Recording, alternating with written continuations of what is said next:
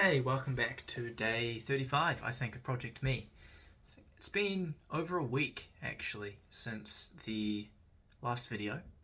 And so for that, I do apologize to myself more than anyone else because I made that promise at the beginning.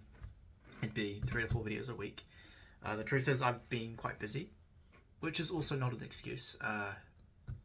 But coming to terms with a new schedule that I'm setting, and there just hasn't been all that much to touch on, I think, in these videos. So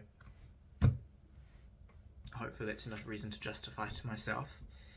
But in any case, today I want to talk about people pleasing, and this is something I've talked about before, but I want to try and dig a little bit deeper into it and reflect on a few things that have happened. So just a brief, quick update, I suppose, of what I've been up to the last week. Got a gym membership, which has been great. Waking up early, going to the gym, great way to get the day going. Start off with some real good, productivity, and of course it's just healthy for you. And in light of that, I've also completely changed my diet to reflect the gym. So previously, my flat, the people who I live with, we all buy our groceries together and we make dinner off of that. Usually costs about 25 New Zealand dollars a week for each of us, so a total of around 100, but it can go up to maybe 30 to $40, just depending on what everyone else gets for the dinners and the ingredients. I still have a bit of time to decide because one of our flatmates hasn't returned yet. So I've still got some time to decide, but I think I'm going to split away from that and I'm going to start doing my own thing. That's because it means I have more control over what I eat. It means I have more control over the timing of when I eat. And I suppose it comes with both of those, but control over, precisely how much protein and nutrients and calories I'm putting into my body, which just makes it easier to track, and it means I can be more efficient with my time as well because I get to decide when I make my food, which is really quite good. The only downside is it is nearly twice as expensive for me a week, which is curious actually, but it doesn't matter. I can't really afford it, truth be told. It's just coming out of my student loan, but I don't feel like I have all that much of a choice if I want to be efficient with my time. So, who knows, I'll make this money back anyways in the future when I have a real job, but for now, sticking with that. Speaking of jobs, a think tank has a leadership network here in New Zealand. They had an interview last week for that. I applied, I got the interview. I think I mentioned it before. But yeah, it was a Zoom interview, and I really don't know how it went because it was on Zoom, so it's not like I was in person to read their body language, and it felt like they were reading from a script. So I think I mentioned this in the last video actually, so I won't even bother. But yeah, just tough, hard to match their energy because I didn't know what their energy was. It was so quick and scripted, it just didn't feel real. So I have no idea how I went. I assume I didn't get it if they haven't been in touch. They finished their interviews nearly a week ago now. So, and there's a few other reasons for why I think they haven't been in touch yet, but no need to go down that road.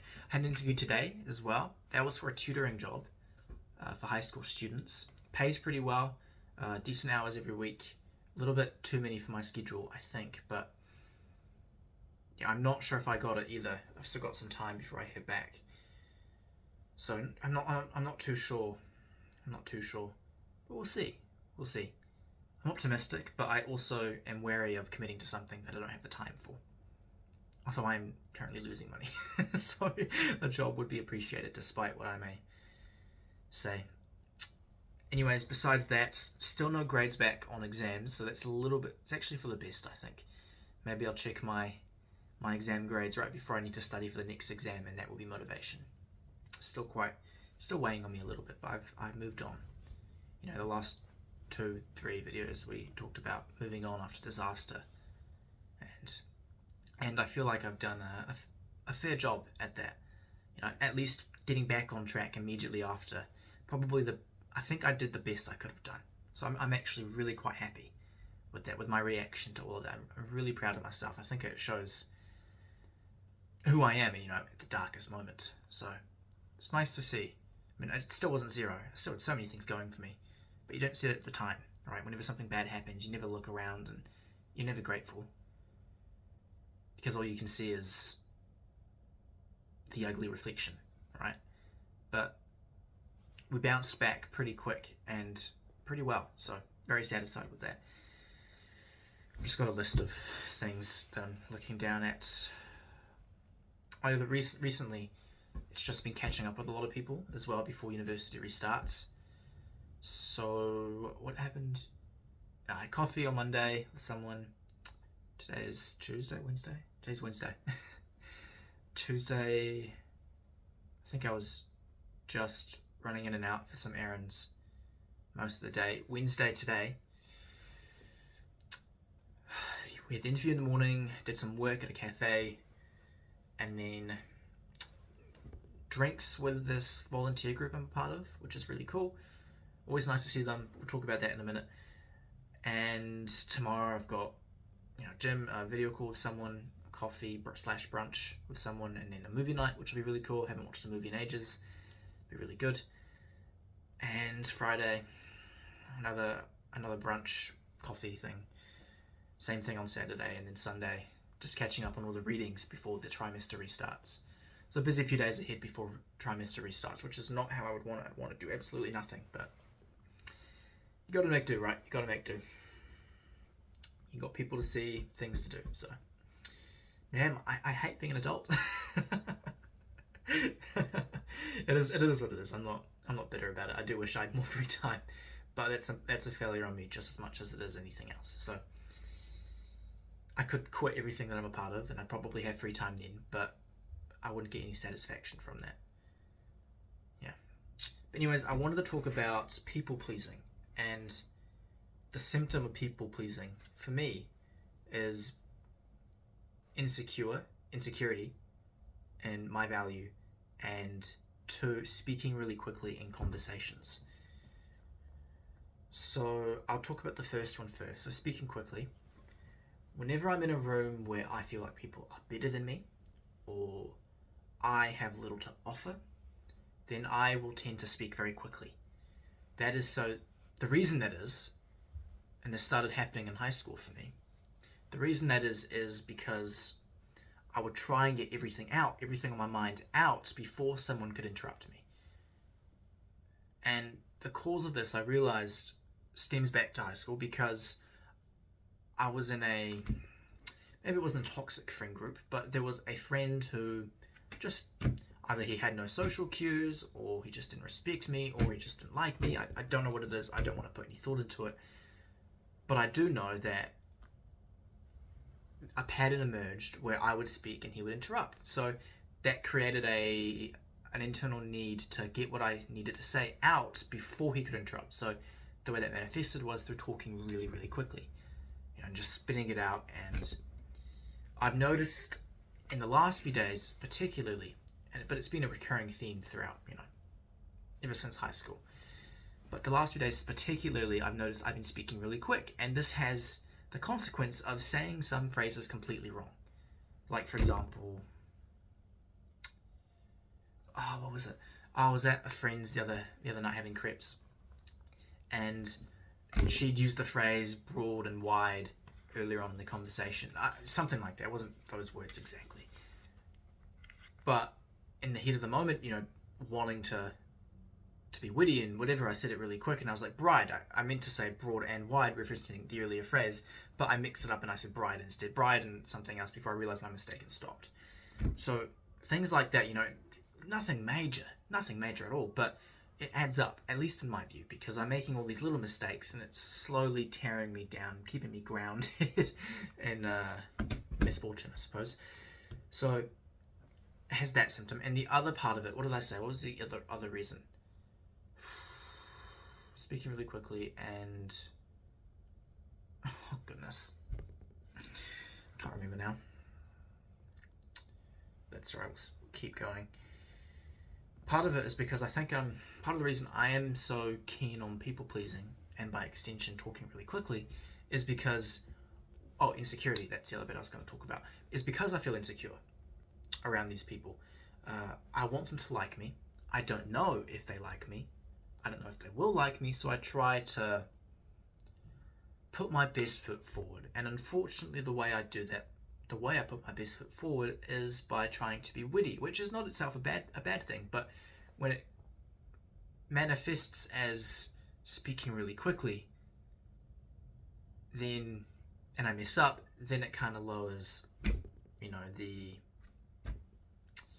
not the reputation, but the vibe, if you know what I mean. So let's reflect on this.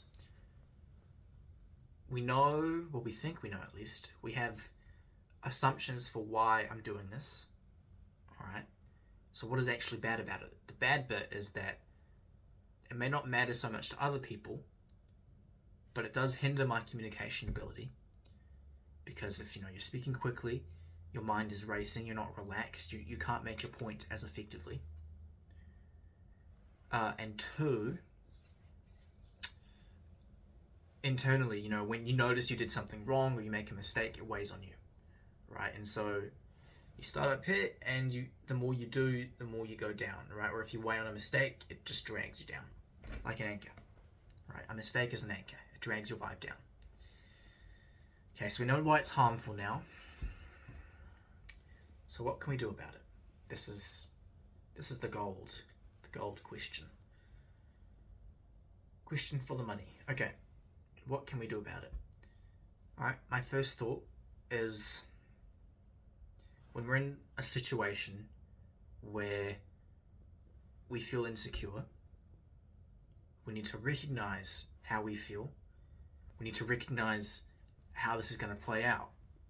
And by that I mean, we need to recognize that I'm going to be speaking really quickly. And then I think I need to reframe that into, I have a choice. I can choose to be insecure and speak really quickly, or I can choose to slow my breathing, take a deep breath, calm down, chillax a bit, and then speak my mind in a relaxed and even manner. Right? It's very much a choice. I just need to remember that there is a choice to begin with. When you go through a tunnel, you don't need to go through it. You can turn around. Right? It might be one way, but there's always an exit behind you. I like that metaphor, actually. I like it. Anyways, that's my point of view. I think if we're uncomfortable in a situation, we have to recognize that we feel uncomfortable and then reframe that into it being a choice to be uncomfortable. And by extension, that means it's a choice to be comfortable as well. And then from comfort comes the best version of you. Oh, that's my light. Apologies for that. I've got my computer screen right behind my phone, so. But yeah, no, I think that's it for now. Yep. Maybe there's some value in that. Certainly value for me. The trick is, of course, stepping back and recognizing that in the moment. That's the part I struggle with most, and I have no idea how to address that. I think it's just something I have to be aware of and remember to be aware of. Maybe before I go into a room, I take a deep breath and I say, I will be comfortable, I will remember to be comfortable, and maybe from there, I don't know. Just remember to take a deep breath. I just need to remember, that's all. Anyways, that is it. I hope you all have a wonderful day, no matter where you are in the world. Have a good day, night, evening, brunch, coffee. Anyways, take care, guys. Cheers.